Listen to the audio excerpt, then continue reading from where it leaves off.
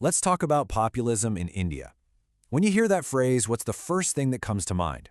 For a lot of us, it's election time handouts, right? Freebies. But what if I told you that's just scratching the surface? Today, we're going to dive deep into what Indian populism really is, a powerful, complex political strategy that goes way beyond just the handouts. Okay, so let's get right to it. What even is populism? I mean, we hear this word thrown around all the time, right? And usually it's tied to things like, policies that might not be great for the budget. But is it really just about those last-minute promises to get votes? Well, no. Think of it like this. The handouts, the subsidies, that's just the part you see above the water. The real story, the engine that drives this whole thing, is what's happening underneath. And here's the key takeaway we need to grasp. In India, populism isn't just some gimmick you pull out during an election. It is a full-blown, incredibly powerful style of leadership, and it's been shaping the country for a very, very long time. All right, so let's lock in on a definition for our chat today. At its core, populism is a political style. It's all about a leader creating a direct, super-personal connection with who they call the people. They position themselves as the ultimate champion, fighting against some kind of corrupt elite. And a really crucial part of this is that they deliberately go around the usual channels. Think political parties, the media, all those established institutions. So where did this whole playbook come from? Well, to understand that, we have to go back. Let's look at the very first wave of populism in India back in the 60s and 70s. This is where one leader, in particular, completely rewrote the rules of politics.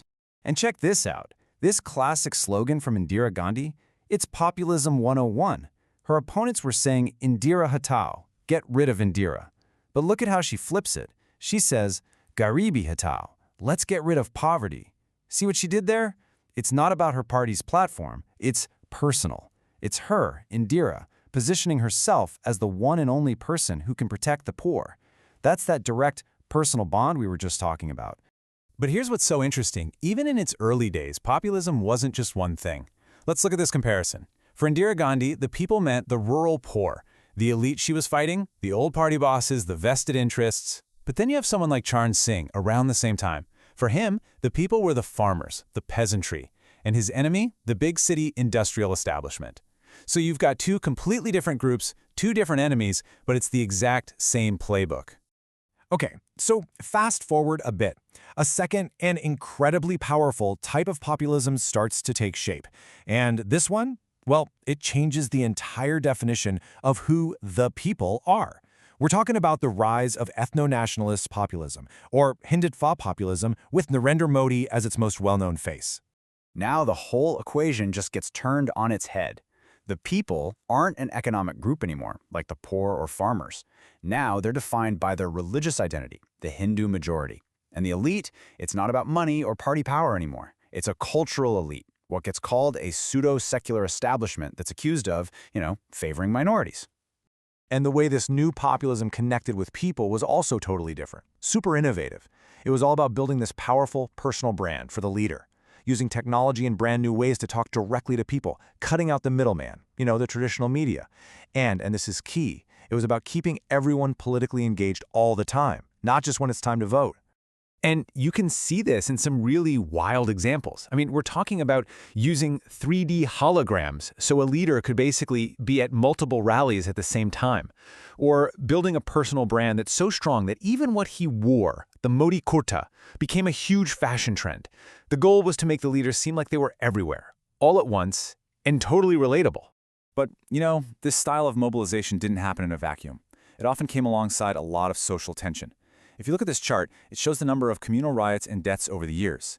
And you can't miss those tragic spikes in the late 80s and early 90s, and then again in the early 2000s. It's a really sobering look at the real-world consequences and the high stakes involved. Okay, let's change gears and head south. Because at the same time, a totally different and just as fascinating kind of populism was bubbling up. And this one was all about three things: regional pride, the movie industry, and a huge emphasis on welfare. Down south, the people were defined by their culture and their language. Think Tamil or Telugu pride. This really tapped into a long-standing feeling in the South of being overshadowed, culturally and linguistically, by the Hindi-speaking North. So the elite, the enemy, was this distant, corrupt national government in Delhi that just didn't get them. And who could possibly be a better hero for the people in this story than their biggest movie stars? And this is where things get really, really cool. You had leaders like MGR in Tamil Nadu and NTR in Andhra Pradesh who just blurred the lines between their movies and their politics. MGR always played the good guy, the protector of the poor on screen, and he just carried that exact persona into his political life. NTR played gods in his movies so often that he actually campaigned in a van designed to look like a chariot. I mean, you can't make this stuff up, but, and this is super important, it wasn't just showmanship. They backed it all up with real welfare programs, like subsidized food and those now famous free school meals. Okay, so let's take a step back. We've seen a socialist-style populism, an ethno-nationalist one, and a regional cultural one. They look completely different on the surface, right? Different people, different enemies. But if you really look at what they're doing, you realize they are all reading from the exact same playbook. And it really comes down to these 3 steps. Step 1, you have to embody the people. The leader has to be seen as both one of the common folk, but also their ultimate protector. Step 2, you identify an enemy. You have to define some corrupt other, party bosses, a pseudo-secular system, whatever, that's holding the good people down. And step 3, you bypass the system. Use your personal charm, your charisma, and direct communication to just go right around the old power structures. That's it. That's the engine of Indian populism, no matter what it looks like on the outside. And this is where we land with the central puzzle of populism. On one hand, it's an incredibly effective strategy, right? It creates this powerful, direct, emotional connection between a leader and the people. But on the other hand, by going around all those democratic institutions, the parties, the courts, the press, you risk weakening them. And when that happens, power can get really concentrated.